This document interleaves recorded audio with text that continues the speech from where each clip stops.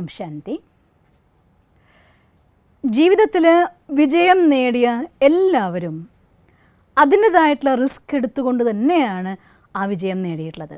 ഒരു ദിവസം രാവിലെ എഴുന്നേറ്റ് കണ്ണു തുറന്ന് നോക്കുമ്പോൾ മാജിക് എന്ന പോലെ എല്ലാം മാറി മറിഞ്ഞിരിക്കുന്നു, എൻ്റെ ജീവിതത്തിൽ എല്ലാ വിജയങ്ങളും വന്നെത്തിയിരിക്കുന്നു എന്ന് പറഞ്ഞ ഒരാളെക്കുറിച്ചും ഞാൻ കേട്ടിട്ടില്ല.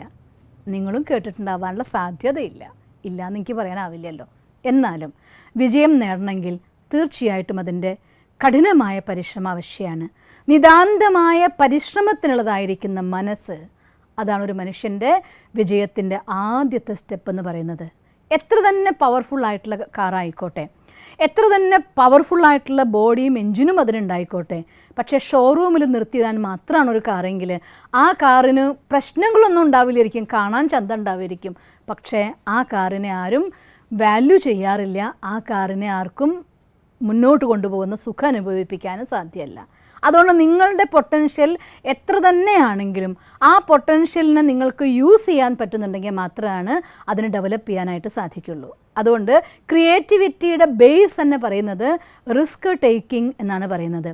അതുകൊണ്ട് ഓടുന്ന വണ്ടിയാകുമ്പോഴാണ് തട്ടാം, മുട്ടാം, ആക്സിഡൻ്റ് ഉണ്ടാവാം, ഒരയാം, ചിലപ്പോൾ എവിടെയെങ്കിലും പോയിട്ട് ഇടിച്ചേക്കാം, പലതും ഉണ്ടാവാം. പക്ഷേ ഇതിനൊക്കെ അതിജീവിച്ചുകൊണ്ട് ലക്ഷ്യത്തിലേക്ക് പോകണമെങ്കിൽ നാളെ തട്ടുകയോ മുട്ടുകയോ അല്ലെങ്കിൽ ഒരയോ എന്തെങ്കിലും ഉണ്ടാവുമോ എന്ന് പേടിച്ചിട്ട് ആ ഷോറൂമിൽ മാത്രം വെച്ചുകൊണ്ടിരിക്കുന്ന കാറിനെ ഒരു കാറെന്ന് പോലും ആർക്കും മാനിക്കാനാവില്ല. അതുകൊണ്ട് ജീവിതത്തിൽ ഹൈറ്റ്സിലേക്ക് പോകണോ നിർബന്ധമായിട്ടും നമുക്ക് ഹാർഡ് വർക്ക് ചെയ്തേ പറ്റൂ. ഞാൻ ഈ സമയത്ത് ഓർത്ത് പോവുകയാണ്, 2008 ബെയ്ജിങ് ഒളിമ്പിക്സിൽ വെച്ചിട്ട് 8 സ്വർണ്ണ മെഡൽ നേടിയതായിട്ടുള്ള മൈക്കേൽ ഫിലിപ്പിൻ്റെ അടുത്ത് ആ സമയത്ത് ഒരു പത്രക്കാരൻ വന്ന് ചോദിക്കുകയാണ്, നിങ്ങൾ ഈ സമയത്ത് റെക്കോർഡ് തകർത്തുകൊണ്ട് 8ാമത്തെ സ്വർണ്ണ മെഡൽ നേടിയിരിക്കുകയാണ്, എന്താണ് നിങ്ങൾക്കിതിനെക്കുറിച്ച് പറയാനുള്ളത് എന്ന്. അപ്പോൾ അദ്ദേഹം അവരെ അടുത്ത് വിളിച്ചിട്ട് പോലും, ഒരു ദിവസം 10 മണിക്കൂർ വെച്ച് ഒരാൾ വെള്ളത്തിൽ നീന്തുകയാണെങ്കിൽ 30 ദിവസം കൊണ്ട് എത്ര മണിക്കൂർ നീന്തുമെന്ന് ചോദിച്ചു അത്രേ. അപ്പോൾ പറഞ്ഞു, തീർച്ചയായിട്ടും നിങ്ങൾ 300 മണിക്കൂർ വെള്ളത്തിൽ നീന്തും. അങ്ങനെ 4 വർഷം നീന്തിയാൽ എത്ര മണിക്കൂറാവും? ഇത്തരത്തിൽ എന്നെപ്പോലെ ഒരു ദിവസം 10 മണിക്കൂർ വെള്ളത്തിൽ ചിലവഴിച്ച് നീന്തിക്കൊണ്ട് 4 വർഷത്തെ കഠിനാധ്വാനം ചെയ്യുകയാണെങ്കിൽ ആർക്കും ഈ റെക്കോർഡ് തകർക്കാനാവും. വിജയികളായവരുടെ അവസാന നിമിഷത്തെ വിജയത്തെ മാത്രമേ നമ്മൾ കാണാറുള്ളൂ.